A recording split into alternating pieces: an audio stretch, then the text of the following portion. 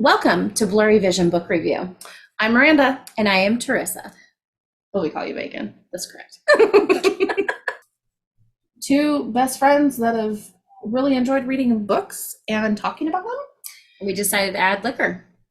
So we choose a drink based off the book.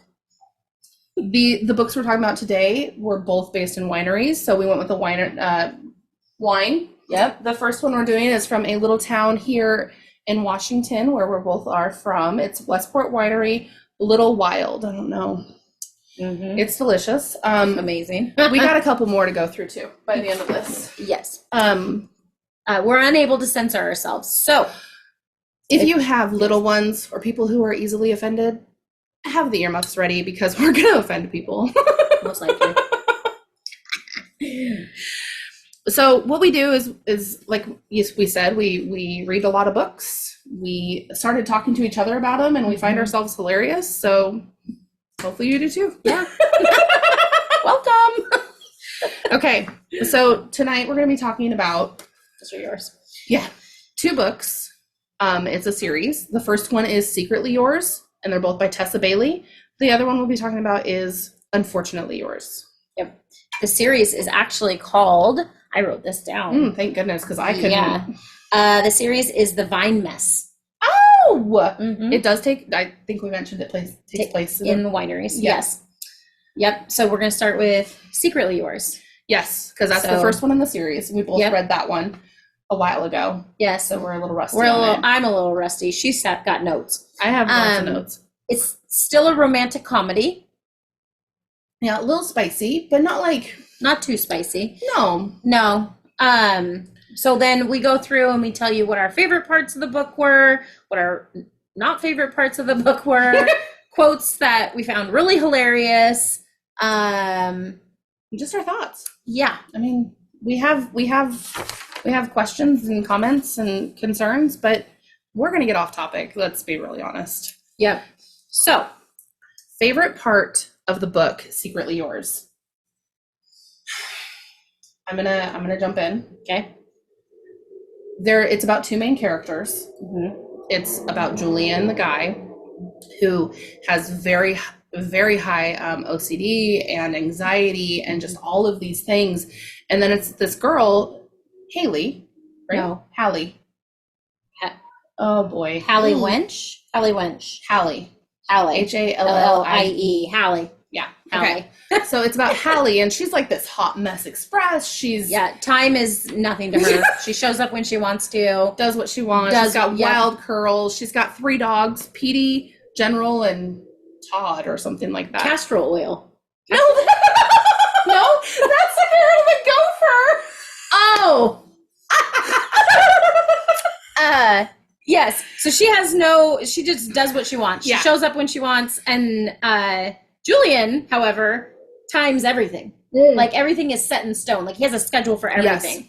Yes. And he, in the book, it has come home to his family vineyard and is writing a book.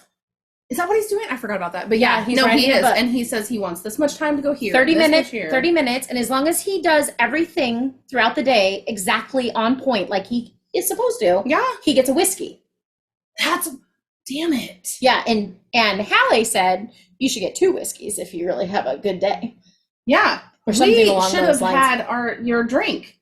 We should have done whiskey.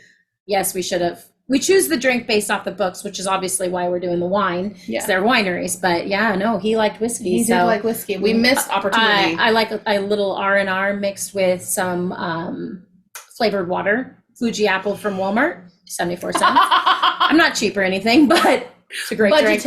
Yes, budgetary. Yes. No, it's not cheap, it's smart. So your favorite part is? His anxiety. Honestly, he has got massive anxiety through this whole book. And for the first time out of all the books we've ever read, because most of the books that we read are like, the man is the dominant one and he is all holy and saving great. And this guy was a hot mess in the fact that he couldn't do anything unless it was to a schedule. He had to follow everything. You felt his anxiety, but not in a bad way. Like thank God it's him. Yeah. And not her. Yeah. And I loved Hallie. I love the fact that her grandma lived in the same town as her and she passed away, but she loved going to this, what do you call that? Like a wine hut? What's that? What, just a wine parlor? What are they called? It's where you go to wine tasting and buy wine. I don't know. A wine's, it's called Corked. And of course, some big shots show up, and they put one right next door called Uncorked. Fancy, and then they put like this disco ball up, and you feel like the anger. Yes, like you're just so she's angry because she really wants this old lady's place. Her grandma passed away. I don't know if we said that part. Yes.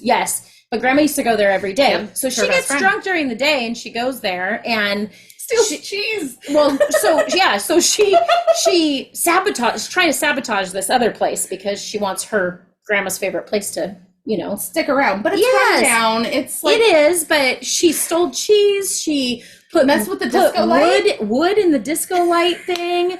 She also stole all their flyers. And so I love that she just doesn't give a shit. No, she is protecting what she thinks is her. Yeah. And then I love that when Jillian and her actually start Julian,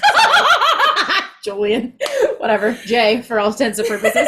But he's on board with it. Oh yeah. And then he supports her crazy. The prank phone calls that they did. God, yes. He supports her crazy, and I love that. And she supports his anxiety and everything, oh my God, too. So supportive. You just felt like you felt their true love. Like, I don't know how Tessa Bailey did it, but she made you feel all of the feels, but not feel, like, I don't know. But it's also hot. Mm-hmm. Their first scene together was what, the mutual masturbation? I can't even say it properly. Have another glass, Miranda. Mutual masturbation. Yeah. But not touching each other. Well, I don't know. He was close to her. They were like, they were next. They were. Yeah. But there was something else I was just going to say about that. Shit. Lost it. Anyway. Okay. What scene stuck with you the most? I put his self-realization. Like, at some point in time, he realized that he is the one that is having trouble with her because he can't get his shit together.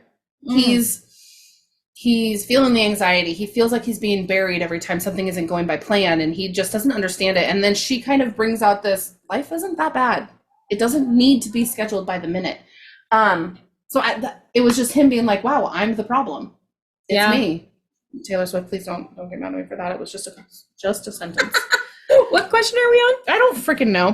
Did it impact your mood? Yeah. Anything I ever read by Tessa Bailey, you feel all the feels, but not like sappy. Well, no, she can make you almost cry and laugh in literally minutes. Oh, yeah. Seconds, really. Yeah. You're like, oh my God, this is really crazy. And then, like, one of the comments in one of the books we're talking about next, it's walking up to the front of where they're getting married, and he's like, your tits look insane. Yeah. Like, are you fucking kidding me? Because she looks scared to death. Yeah, because she's terrified. Yeah. Let's see. Did you like the heat level of this book? Yes. Yeah. It did. It started off, so back up to the very beginning. Mm-hmm. When they were in high school, he almost kissed her. Right. He almost kissed her in the vineyard. He doesn't recognize her. No, because her sister or friend flat ironed her hair. Flat ironed her hair because she has curly blonde hair. And he didn't recognize her. But anyway, he realized that she was younger and was like, this can't happen. Yes. So anyway, he doesn't recognize her when she comes because she's a gardener. Florist. Becca's Blooms. Becca's Blooms. Is that her grandma's thing? Good golly, I didn't even think to. Anyway. Yeah. But she knows he's back in town, and she takes it upon herself. I think that's my favorite part of her, is she's like, I didn't get that kiss. She measures everything by the Julian barometer. So she has this other guy who's a gardener, and he's in love with her, but she won't give him the time of day because she measures him against Julian. Against her thought of how good he could be. Yes. Her memory of like, oh, he almost kissed me. So, and she's been in love with him the whole time. Can I say how much I love Lavina?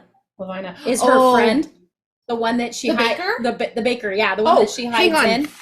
My favorite part is Uncorked will get you drunk and call you. Yeah, that was cute. Okay, hang on. No, there's a part where she says it. Her friend is European, right? I think so. British. Something like, I'm gonna butcher this. I don't know, anyway, but I feel like I screenshotted something that Lavina had said, "Oh, you're speaking to an English woman in Mexican food terminology. Does not translate."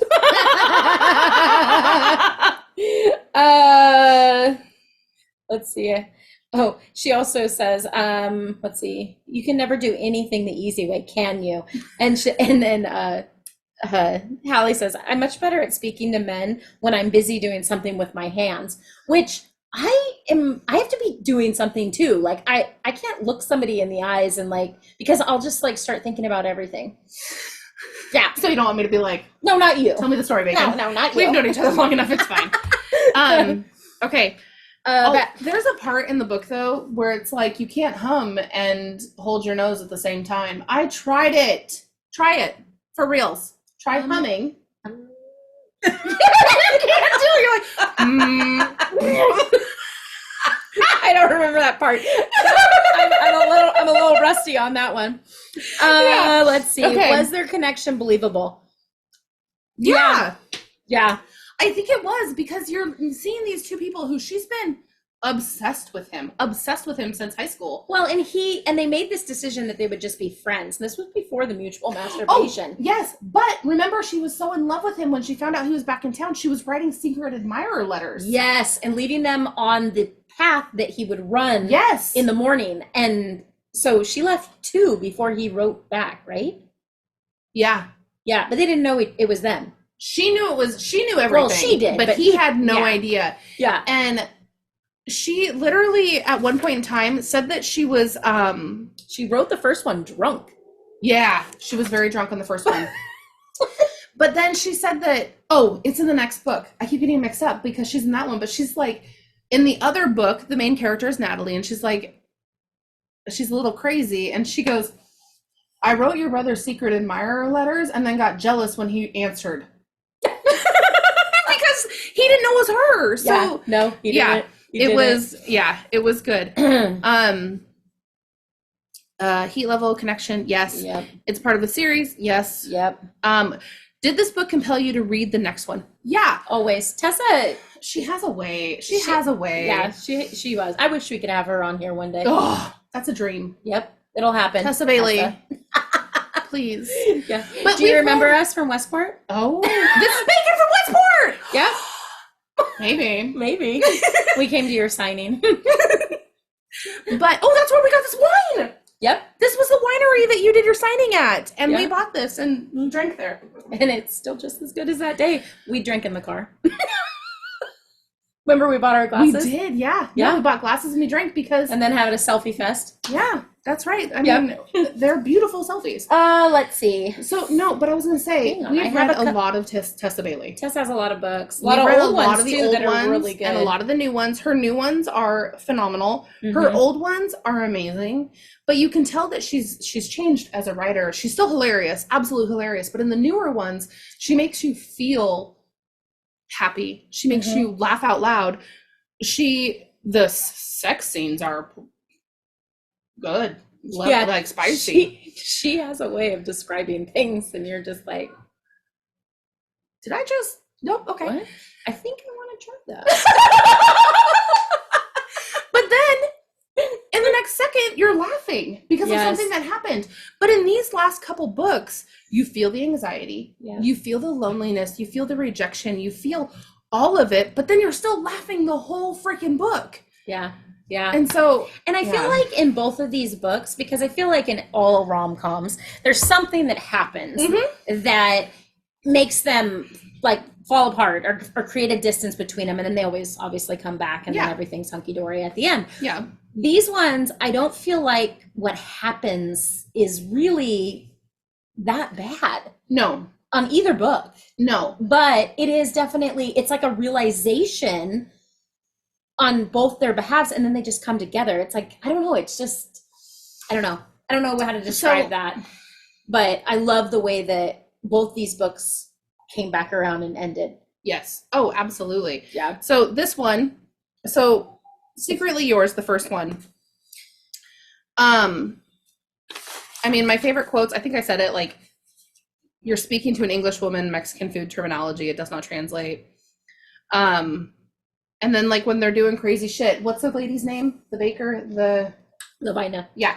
She says, I did not have this on today's bingo card. Just the crazy shit that Hallie does. Yeah. And then, oh my God. There's a one point in time where Julian and his sister, they both come back. They're having a hard time with their individual lives. So they come back, and Julian is not letting himself feel anything for Hallie. But he has a moment by himself in the bathroom. Mm-hmm. I was terrified that whole time his sister was going to catch him. Terrified. Like, I'm sitting here. I was terrified she was going to walk in while they were diddling each themselves. My God. There's just these times where you're reading these books, you're like, well, that's the thing about Tessa, though, is that she loves public sex. She loves public stuff. Yeah. Yes. And they never get caught. Never. And you're always just like, I'm worried. I would never. I'm like, oh my gosh, is somebody gonna see this? Oh my gosh. I'm just like, should I read ahead and see if this is caught? And then I gotta go back because you read ahead to make sure they didn't get caught. And they're like, okay, well, this is okay. Yes. I screenshotted a couple things. Let's see. There's also like the fear of failing, fear of weakness that didn't only make being strong more rewarding. Mm-hmm. And I feel like that's Julian's feelings, is he was afraid of weakness. And there's moments in there like he saved his sister's life, but that's such a blip that he feels like a failure because his dad is a worthless piece of shit. I know. Yeah, the dad left after the fire. Anyway, not to give too much away. Yeah, I mean, we recommend reading the first one, and we highly recommend the second one because the second one, in my opinion, I thought it was better. I liked it first. better. The first one is great. Absolutely. We'll get into it. But the second one. Let's see. I love one of the things that I loved is that her sense of time. She was like, I'll throw up. I'll throw up. I'll show up at 3:00 approximately. And Julian is on a schedule, you know? And he's like, he loathed the word approximately. If he could remove one word from the dictionary, it would be approximately, followed by nearly and somewhat. If this gardener gave only ballpark arrival times, they were not going to get along. Best to stay inside and ignore her. Should be easy, though. Yeah, right. It ain't easy. Would have been easy if she wasn't. Newsflash, it ain't easy. Yeah. And that butt had aged like a Cabernet, like full-bodied, and she assumed delicious. Yeah. So that's Hallie talking about Julian. Yeah. The way that she describes him, I had like screenshotted a few. Another one of my favorite is we're switching up wines here. Please don't judge us. We're not fancy people. We're happy people that like to drink sometimes. Occasionally, we're not drunks. Well, sometimes. If you ask our men, we're wasted. And we've been wasted every weekend for the last 6 months. Okay, so this you gotta drink that. I can't pour this on top of that. Okay, so this next one is a winery in Washington again. Man, we really knocked it out of the park with these choices. Yeah. Chateau Ste. Michelle Rosé. Mm-hmm. Again, I'm not a red drinker, but if you guys want any wine recommendations, I would definitely highly recommend. Where'd it go? It's right here. What's it called though? It's Westport Winery. Again, sorry. Little Wild. Oh, really good. It's got it's sweet, not too sweet, but a little dry, but like not. It's just perfect. I could drink that over and over again. It doesn't give it just has white wine with natural flavors. Yeah. And also my Tweety Bird. So I don't know if you can hear it or not.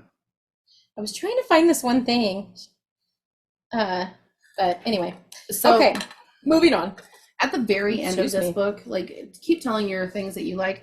But my favorite was, I loved that Julian realized that help is not a weakness. Yeah. Asking for help. And that's something that I have to get better with. But asking for help, that's not a weakness. I think everybody has a problem asking for help. Yeah. Everyone just assumes they can do everything themselves. But I'll tell you what, if somebody offers it, freaking take it. Accept it. Yeah. We have had some shit times this year. Yeah, we really have.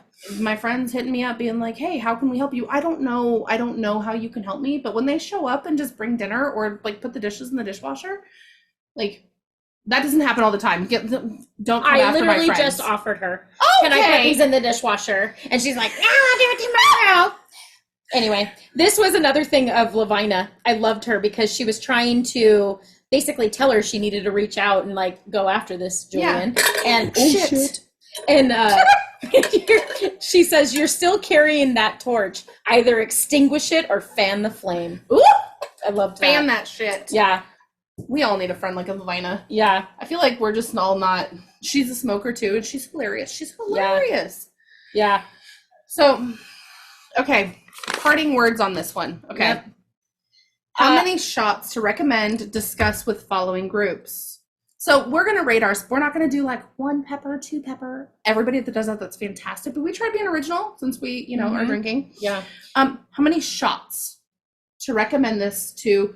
Let's start with coworker. Not your best friend coworker, just a random coworker. 1. 1? Maybe even like a half. Yeah, I would say like 1. I think the mutual masturbation and like a couple of the bathroom scenes, I'd go with a 1. And we're not gonna feel anything, but need something. Yeah. Family? My mom, 0. I think we talked about this before. Your mom doesn't count as somebody we can do because 0. Yeah. Shit. Let me hold that for you. Thanks. Here. Okay. Friends. So my family. Oh fuck me! That wasn't me. Get rid of the bird. The bird's pointless. The bird's pointless. We're gonna have an accident. I'll just pour my own. Damn it! I'll just pour my own from now on. You got it all over my pants. Me too. We're gonna go downstairs to the bedroom and be like, "Wow, I guess it's over." If you guys smell like booze, it's not that bad. Friends, 1. Like. Some of my friends, I would say 0. Like, I would call you in a heartbeat and be like, "You have to read this." Yeah, I feel like our friends who don't even like spicy books, I would still. This one's a little different. lot different. Cheers. Oh, shit, I can't even get any. Okay. And then, same thing though. This is how many cocktails. How many cocktails would we rate this book? A 1 to 5. Like, so instead of stars, we're doing cocktails. So out of the 2 books, I would rate this one a 4. Yeah. Just because I would read it again. I am reading it again. I was trying to read it up so I could get my notes. Yeah. Yeah. I would say I definitely circled 4 cocktails. Would recommend and read again because I think like maybe in like a year or 2 if I go on vacation and I just need a quick read. This is absolutely it. But let's get down to the meat and potatoes, bacon. Okay. Unfortunately yours is next. Let me get my notes. And that is the second book to the Vine Mess. This is what it looks like. Unfortunately yours, Tessa Bailey. So you needed to make August bigger. Yeah, he's a Navy SEAL, and the way that he got described, his crooked dick. Yeah, well, yeah, that and. He just seems massive. Massive. Like he could crush her. Yeah, and this is just like, oh, that's a pretty hot dude. Yeah. But like maybe it's the angle. Maybe. I don't know. Maybe. Anyway. So this one is, let me just, a little brief synopsis here. First of all, do we think that it could ever be a 3rd in the series? I don't think so. I think it's done. There is nobody else I could imagine. I don't think Lavina and her husband we need to know about their life. Yeah, I think this is done. I think it's a 2-booker. Yeah. Yeah. Okay, unless Coriander? No, that's a spice. Is that spice? Corinne? The mother. Maybe she... No, because in the very end, the epilogue 8 years later, she's married. So maybe we just gave away the ending though. That is not a big piece of the story. So you were fine. Anyway, let me just give you a little quick synopsis here. So Natalie and August are our main characters in this one. Natalie is Julian's sister. She lived in New York. She got fired because she made a bad business decision. And when she got fired, her fiance shit-canned her. So she went back to her family's vineyard and she is trying to get herself back right. She wants to get back to New York. She wants to show that she's actually really good at what she does, and she really is. She's really good at crunching numbers. Oh, so good at it. But her family doesn't see her as that. No, and she's running out of money. The vineyard is struggling. They're coming back, but they're struggling. Mom doesn't have money to give her. She does have a trust fund, but her father, who's a dickhead and left them all, has limitations on when she can get her trust fund. And one of them is to be married and to have a fully employed job. So she has been enemies with August. She propositions him for a marriage of convenience, and then it goes from there. Yes. So again, another rom-com. This one I think is a little spicier because August is a dirty talker. He's very dirty. He's very dirty. Very. But I like it. I would say my favorite part about this book is their prank wars. Oh, I think that's my favorite. So once she, finally is living in his place, he has his own insecurities. He wants to be the man, and he wants to be able to have a successful vineyard, and he is failing miserably, but he won't allow her to be there. Correct. To help him because he wants to do it himself. He has a sense of pride over that, really. Yep. For one of his seal mates, is that what they are? Friend. One of his best friends that passed away, who his dream was to own a successful vineyard. This was not August's idea. Dream. He's doing this for his best friend. So anyway, she starts these prank wars, and she puts up cellophane? Plastic wrap. And so when he comes out of the shower, he runs right into it. And so the bouillon cubes in the shower head. So he's taking a shower and he's getting covered in bouillon cubes. And then cubes. So then she retaliates. He retaliates, and he puts a bucket of water above her door. Mm-hmm. And when she opens it, it falls all over her, and he's laughing. Well, then the bucket hits her head, and then she pretends that she's hurt. And he is like, "Oh my God, I hurt you." Oh God, yes. Anyway, that's my favorite part of the whole book, really. As far as like funny and fun loving and all that good stuff. That is one of the funniest parts. And then I don't know, there were times I was sitting there reading and just like cracking up, and literally it's like, it was amazing. It was great. It was amazing all over my notes. So one part that I had a hard time reading but it was a great part is when he had to rescue. He had to go out and be a SEAL. Oh my God. And the way she was like, she wanted to be there, but yet she was. I loved that she stayed. She was but she was scared because it was a flash flood, and he had to save somebody. And anyway, I won't ruin that for you. Yeah. But I just, it was hard to read that, but at the same time, it was really it was good. Yes, so really good, really good.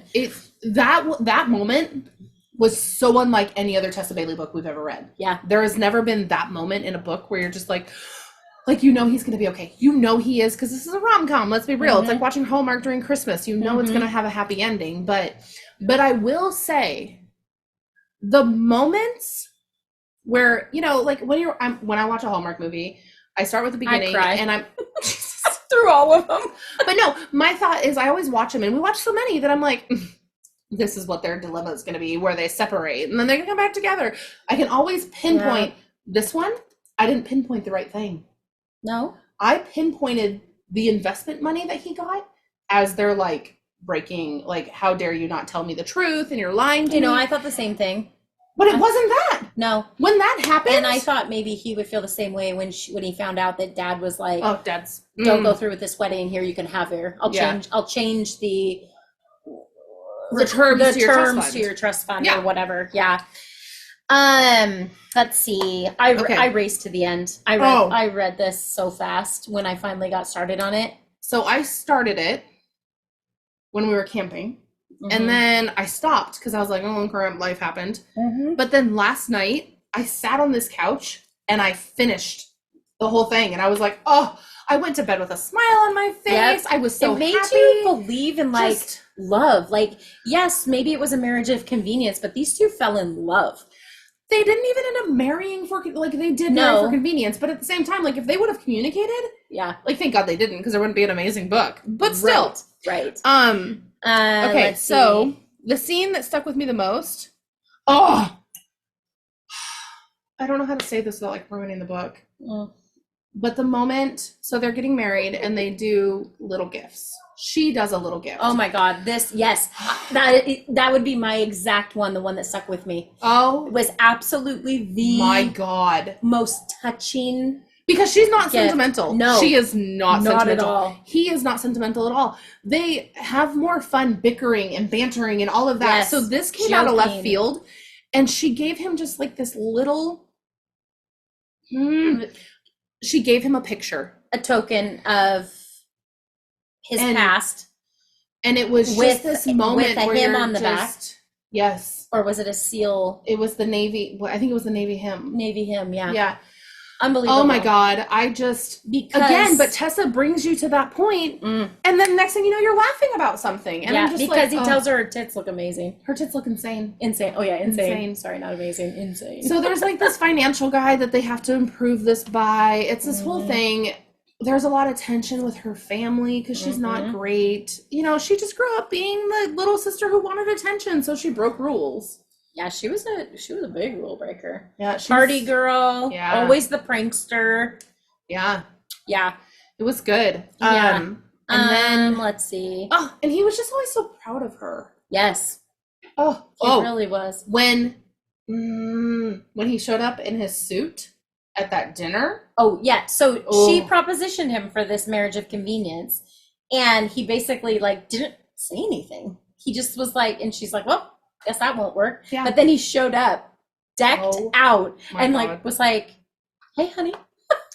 Yeah, it was like a bull in a china shop. It was just this hot mess express. Yeah. But he always had a way of being like, get your shit together, I'm right here for you. Yeah. And she never really had anybody who was there for her genuinely. Yeah. So that was good. Really was. What else? Hang on. Don't mind me, just holding the wine. Yeah, the book was heartwarming. It just wasn't sad. Like it was if I read a book, feel good book. Oh God. If I read a book and somebody's going to a cemetery, I immediately am like, hard pass. Yeah. But this one, no. And just to say, they did have an interaction in Secretly Yours, and that's where their animosity began. Yeah. Because he had shit wine, and she told him he had shit wine. What exactly did she say about the wine? That it tasted like ass? What was it? I mean, basically. Basically, yeah. And, yeah. Oh, that's what it was. She compared his wine to demon piss. Demon piss. That's what it was. Right. That's right. And they were having a great night. Yeah, up until that moment. Yeah. Shit. Yeah, and that was in book 1. My favorite part is like, whenever in the beginning of the book, like when he hears trust your gut, like his dad always told him trust your gut, he always heard that as trust your dick. Yeah. So it got him in a lot of trouble, and it was really funny. Yeah, that was how the book started. What was the first line? It's right here. Oh, you got it? The first sentence of this book is first line is August. Remember his dickhead ruined everything? No. What? No, hang on. Let me grab the book. What it says. Oh, please. Yes, the first line. Clearly I was like talking and not. She was drinking before she got to this is what I wrote. Hang on. The first sentence of this book is first long is August. Kate's kid remember his dickhead ruined everything. You were talk texting. I was. And this is what it actually is. Sorry. For as long as August Kate's could remember, his dick had ruined everything. Close. The 7th grade, he'd gotten a hard-on during a prep rally while standing in front of the entire school in football pants.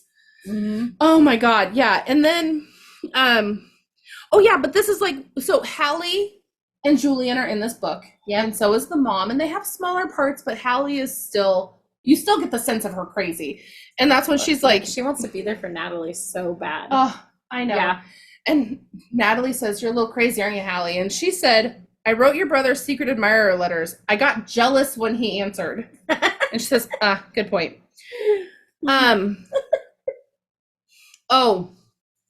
So that scene you were talking about in the tent where August comes in and he's like a bull in a china shop to do the engagement. And Natalie is pissed because she was caught completely off guard. She assumed this wasn't going to be a thing. And so after that, he says, how long are you going to be pissed? She says, it only happened 10 minutes ago. So like, sorry, I made you mad. Are you over it now? Is that not such a man thing to be like, oh, you're upset? Yeah. Meh, fuck it, we're good. Yeah. Yeah, you should be over it by now. I'll just give you a few minutes. Yeah, you'll be fine. You'll be fine. Yeah. Their connection was believable. Oh, God. Oh, during the prank wars that we were talking about, which was your favorite part, he said a sentence that I was like, if I could ever fit this into my like daily life, it was, oh no, where'd it go? Oh, he says, your toast, Natalie. Oh. Pumpernickel, rye, sourdough, toast. And you're just like, yes. And then, hang on, let me just, oh no. Okay, let me just read this real quick. This freaking cracked me. Do you need more? What's wrong? I felt like I had something in it. I had a bird in it earlier. You're fine. Well, no, it felt hard. I don't. There's nothing in August?